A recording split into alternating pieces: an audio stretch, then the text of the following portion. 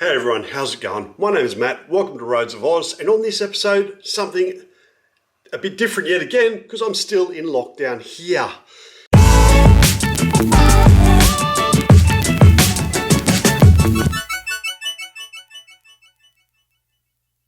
What I'll be reviewing today is actually garden equipment, and I know how boring and why on a motor vlogging channel would you do gardening equipment?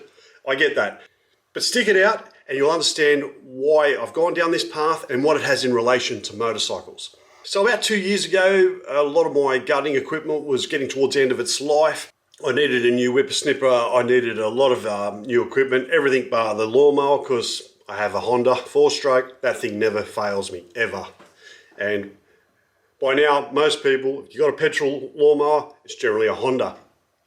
Now, why do I mention the Honda? Well, Honda was a bit of a groundbreaker, in my opinion. In the late 80s, 90s, and early 2000s, a lot of us had whippersnippers, mowers, and they were all two-strokes. And the problem was you had to have various ratio mixes for each two-stroke. You needed 50 to 1, 25 to 1, 16 to 1, depending on what the equipment was. Honda fixed this by bringing out a 4-stroke range, and it revolutionized everything. And it was excellent. You'll find the Honda equipment quickly took over a lot of commercial garden operators, and even at the Sydney Cricket Ground, they quickly moved to Honda just for the sheer convenience of it and the reliability. Excellent warranty. So it was just a win all round. In the last few years, we've started to see a bit of a shift. Now, companies like Victor, Rover, they know they can't keep up with Honda. They just can't compete with their motors.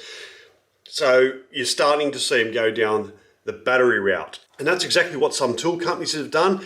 AEG, as you know, a bit of a favourite of mine. I've got their 12-volt range of power tools, and they make some great tools. Over the last few years, they've actually gotten the gardening equipment. So they've got the 18-volt range, but I went for the 56-volt range due to my concerns of battery life and not being up, just the sheer inconvenience of having to change batteries out constantly. Turns out it's not a problem. A fully charged 56-volt battery will do all the whippersnipping, the blowback, like the hedge trimmer. The size of my block is about 550 square metres, which is pretty standard in Sydney. I know it's a lot larger.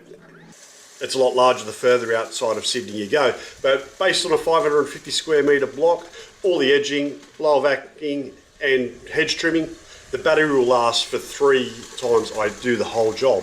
So over the space of 6 weeks, don't have to charge the battery. And when I do, it charges very quickly. Now, these aren't light. They weigh about the same as your petrol equivalents. So not really handy there. Where it is handy is for those that struggle starting some small motors. This is great. You just put the battery in and away you go. It's absolutely brilliant for that. And that's where I think the 18-volt range is better. It's lighter, easy to handle, and anyone can use them. And you don't need to ask someone, oh, can you start this for me? No, it just goes. My wife loves it for that reason. She uses them all the time, and she doesn't have to wait for me to be home to try start something that doesn't want to start, or is she mixing the right fuel with it?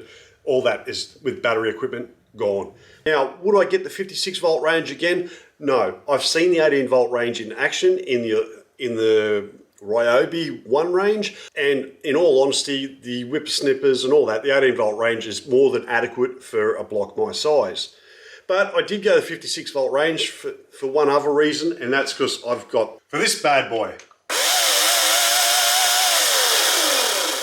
you're starting to see a lot of adventure travellers and your overland travellers starting to carry battery chainsaws. Reason for this, you're not carrying extra fuel, it's not stinking out the car. I can put that chainsaw in my wife's car and it doesn't reek the way a petrol-powered chainsaw would. So there's just another advantage. Disadvantages of the AEG range, especially the 56-volt range. It's well known for the trigger to fail on not only the chainsaw, but I've also had it fail on the whippersnipper as well. So would this put me off it? No, not at all. It's got a 6-year warranty. So over those 6 years, something goes wrong, I just take it back to the manufacturer, they fix it. No questions asked. I've had that happen on 2 occasions and have been very happy with the speed in which it's been repaired and returned to me. So very happy.